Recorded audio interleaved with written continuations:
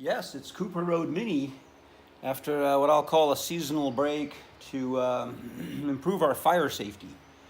Here in Northern California, we've got a pretty small window where it's both comfortable and safe. But anyway, what we're trying to do, of course, here is convince this little car to let go of its existing running gear. I just completed all the easy screws on the dual manifolds here. I thought I'd do a minute or two update while I'm in a good mood. It's a perfect opportunity to test what we've called our super small bore.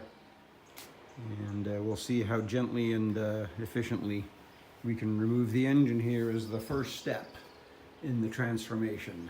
This is mostly unhooked. This, of course, the 998. And yes, it's been built and somebody put this in here. And you know, you find the usual mismatch of bits as you take these apart. Look at the bottom here where it's had the thicker of the harmonic dampers installed.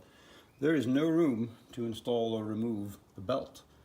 So if that belt failed somewhere on a trip, you would just about have to lift this engine up. You cannot undo the balancer bolt with the mount in the way, nor can you slip that belt off past the small bore motor mount, which does not make a provision for a damper.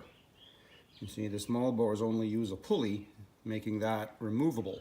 This setup, nope, couldn't take it off. Also, we had an oil cooler, we had a lower plate, we had a lot of extra hoses and things. I was going to pull it out with the radiator attached. That's kind of how they intended these, but we want to be as kind and gentle as possible on the car. But the diff cover, a big casting there, it's nice to be able to wobble these engines around.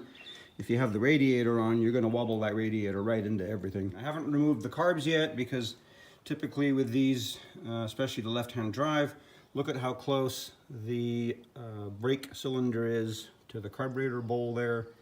You simply can't slip it off the studs until I could move the engine around. We had mounts on the bottom. I decided to keep everything stationary with this dog bone here. When I set it down, I'll move the engine around and remove the carburetors and lift the engine out. Progress, progress.